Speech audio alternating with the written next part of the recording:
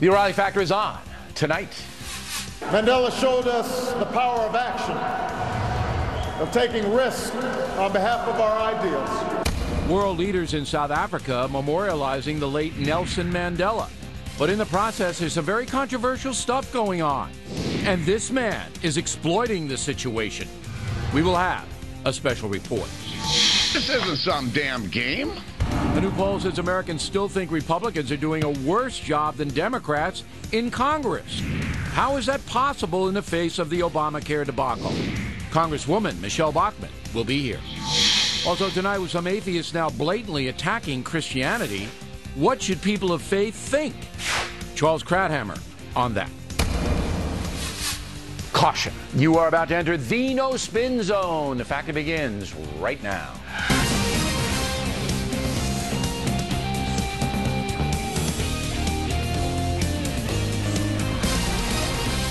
Hi, I'm Bill O'Reilly. Thanks for watching us tonight. The legacy of Nelson Mandela and the exploitation of it, that is the subject of this evening's Talking Points memo.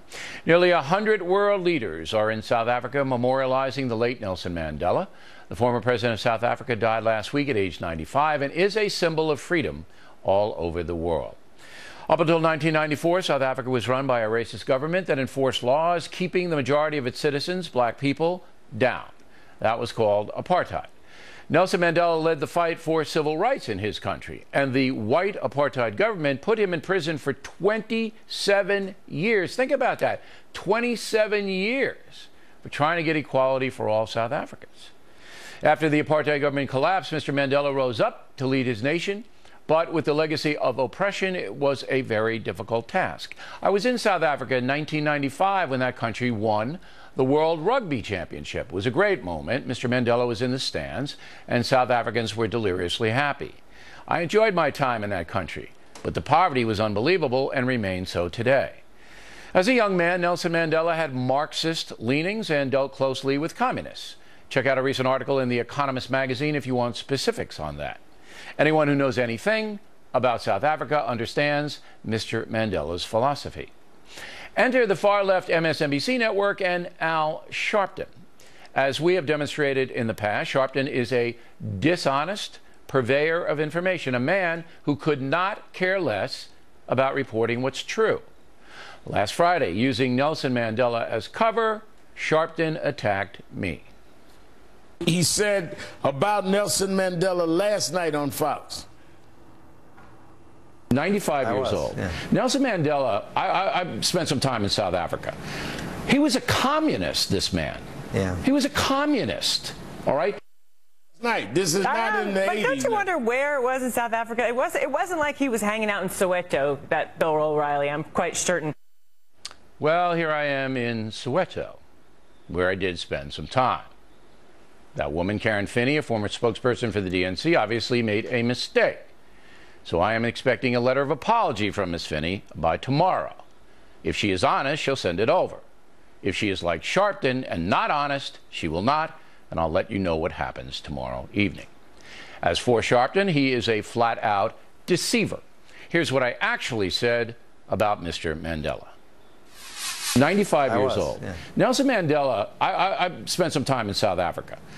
He was a communist, this man. Yeah. He was a communist. All right? But he was a great man. What he did for his people was stunning. The sacrifices that he made. He could have repudiated it and got out of that prison. He wouldn't do it. So you can see that Sharpton cut out all of the context, as he has done many times before. Now, any other commentator on national TV would have been fired for doing that. But NBC seems to be afraid of Sharpton. The thing is, Sharpton uses the occasion of Nelson Mandela's death to dishonestly attack people he doesn't like. They don't come lower. Now, President Obama made a good speech today, but he, like many other Americans, was a bit confused that Cuban human rights violator Raul Castro actually spoke at the memorial. There are too many people who happily embrace Madiba's legacy of racial reconciliation, but passionately resist even modest reforms that would challenge chronic poverty and growing inequality. There are too many leaders who claim solidarity with Madiba's struggle for freedom, but do not tolerate dissent from their own people. Madiba, the tribal name of Nelson Mandela. President Obama is correct. There are phonies all over the place, saying one thing but actually oppressing the oppressed by their actions. Raul Castro, certainly an example of that. There comes a point when good people have to honor other good people, even when they disagree with their philosophy, and that was the point I was making about Nelson Mandela. There also comes a point when good people have to walk away from bad people who exploit situations for their own gain. And I think you all know who I'm talking about.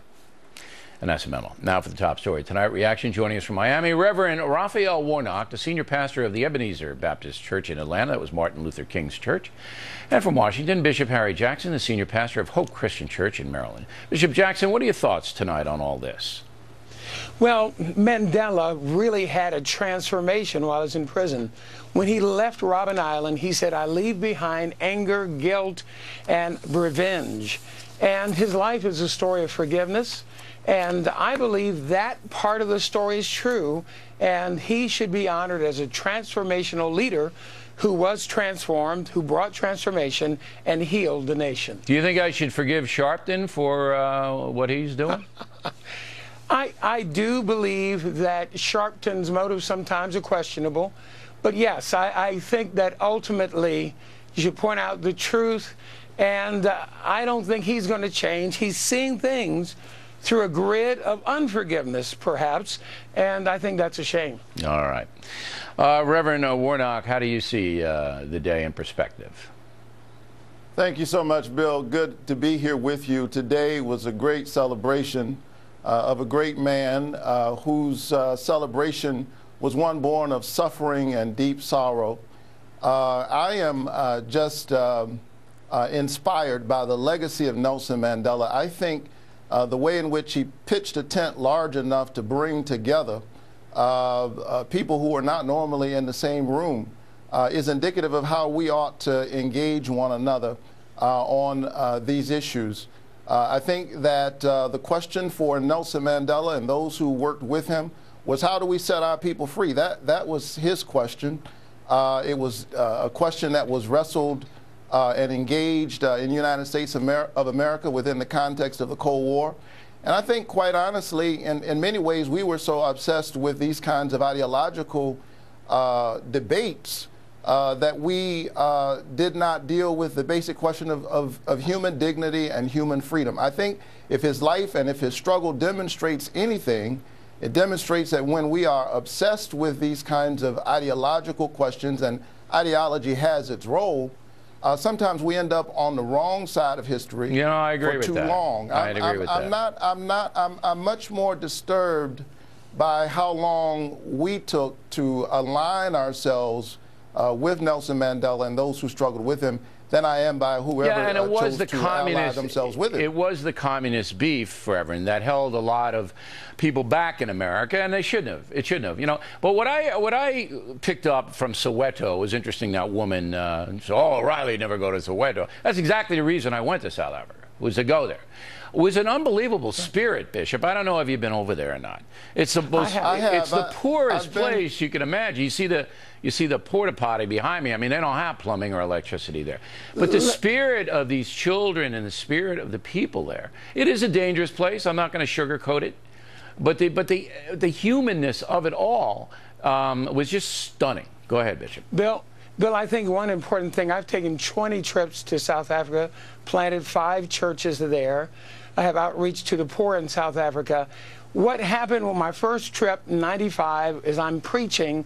A man is watching me, white man, 50s. He begins to tear up, he cries. After the service, he said to me, "They told me that you people had no spirit. They told me that you weren't really," basically he was saying, human. And I believe that the spiritual answer of personal transformation is the story of the day, Bill.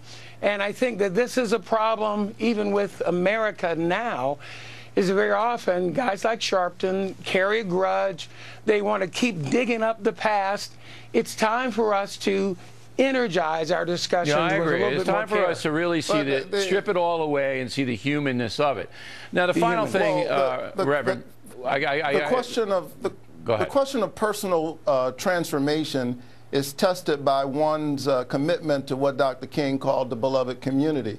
The Dutch Reformed Church in South Africa was committed to personal salvation, as it is often construed by religious folk, but it did not play itself out very well in terms of their theology. Their theology embraced the heretical doctrine of apartheid. That was the problem in South Africa. But what I want everybody to get across on this day, because you know how history is taught in America now, gentlemen. It's not taught, particularly about countries like South Africa.